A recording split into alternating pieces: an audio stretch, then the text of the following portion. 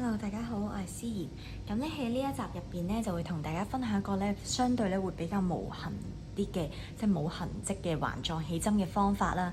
係啦，咁咧如果我哋用咧上一段片咧教嘅嗰一個方法嘅話咧，咁新手同學仔咧會比較容易咧去揸手嘅，咁你條線咧唔會咁容易甩嘅。但係咧相對咧有機會咧你嘅作品咧可能咧會起咗個得粒。即係呢個凸起咗嘅位置咁樣，係啦，咁樣咧，呢一個相對無痕嘅方法咧，首先你哋咧要識得點樣去做咗短針先，咁所以咧大家可以學咗點樣去做短針先，係啦，咁跟住落嚟咧，我哋咧就會一齊嚟試下咧做呢一個無痕啲嘅環狀起針啦。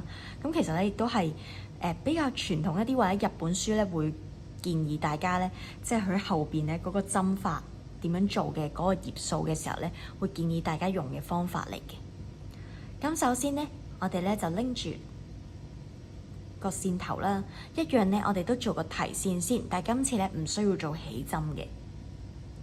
提線咧又係我哋拎住線頭，將線尾放喺尾指上邊，向後翹上翻嚟之後，二手指後邊出翻嚟。拉長少少呢條線，然後咧，我哋一樣都係反一反，但係當我哋反嘅時候咧，我哋拇指咧撳實呢個交合位，3、4手指咧就入呢個圈入邊，然後咧我哋可以拉緊翻少少呢條線啦，係啊，拉緊線尾嗰部分，令到佢個窿咧冇咁大。咁跟住咧，我哋咧會直接咧喺呢一個圈圈入邊咧去做包線啦，同埋咧做埋你第一圈嘅嗰啲嘅針法嘅。咁當我咧而家第一圈嘅針法咧，一樣都係鎖納開始，做一個鎖針，再做6個短針。係啦，咁我哋咧又係拎起支針，咁一樣啦。我哋嘅方向都係針頭對住自己，但係今次咧唔係後邊入針，而係前邊入針，喺3、4手指中間嗰度穿出嚟。跟住咧，我哋咧一樣啦，都係支針放喺線嘅前邊，兜一圈出翻嚟。咁我哋咧就會拎咗呢條線噶啦，就係提線咁樣咯。咁然後咧，我哋咧就開始做第一個鎖針，翹線出嚟。咁過程當中咧，你嘅3、4手指係要一直 keep 住喺個線圈入邊。然後咧，拇指咧就要做一個固定，去揸實嗰條線尾同埋嗰個線圈嘅。我等陣咧會 slow motion 啲咧去講多次，係，但係大家咧而家有一個 concept 知道做緊啲乜先。咁然後咧，我哋咧就做6個短針啦。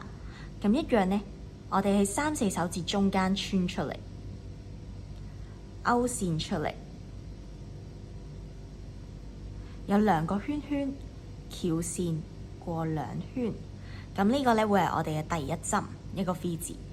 咁咧繼續啦，入針位，勾線出嚟，翹線過2圈，跟住繼續第3針、第4針、第5針、第6針。做晒6針之後咧，你會發現，咦，點解個圈咁大嘅？咁唔使驚嘅，你掹一掹條線尾咧，佢就會自己咧圍翻個圈出嚟㗎啦。咁呢個針法咧，係會比較平整一啲啦，同埋咧你見到咧會比較貼實一啲嘅，係啦。咁即係咧你個中間咧嗰個空位咧唔會咁多啊，你可以好快咧就去到第一針嗰度咧去做翻個引拔，然後咧就繼續咧做你嘅之後落嚟嘅圈數啦，即係可能第2圈啊、第3圈啊咁樣，係啦。咁咧佢呢個針法咧會比較平整一啲咯，係啦。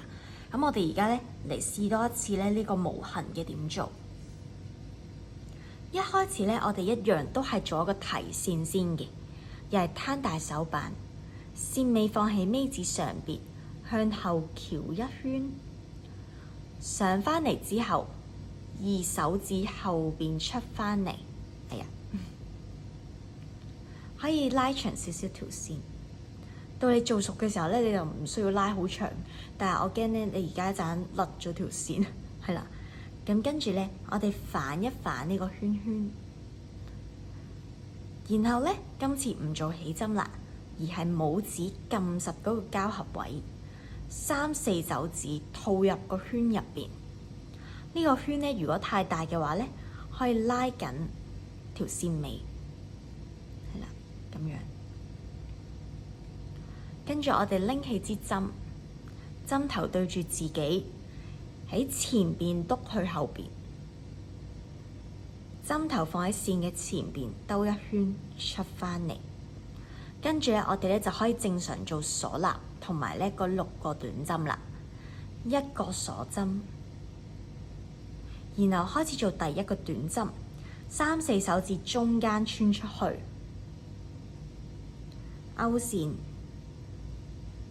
翹線過2圈。咁呢個就係第一個短針。咁過程當中咧，3、4手指咧要擴大個窿咧，俾你支針通過，而拇指咧就去固定翻個線尾同埋個線圈，係啦。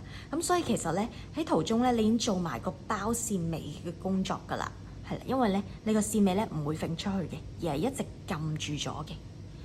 跟住咧，我哋繼續啦，短針又係入針位喺3、4手指中間個針位，勾線出嚟。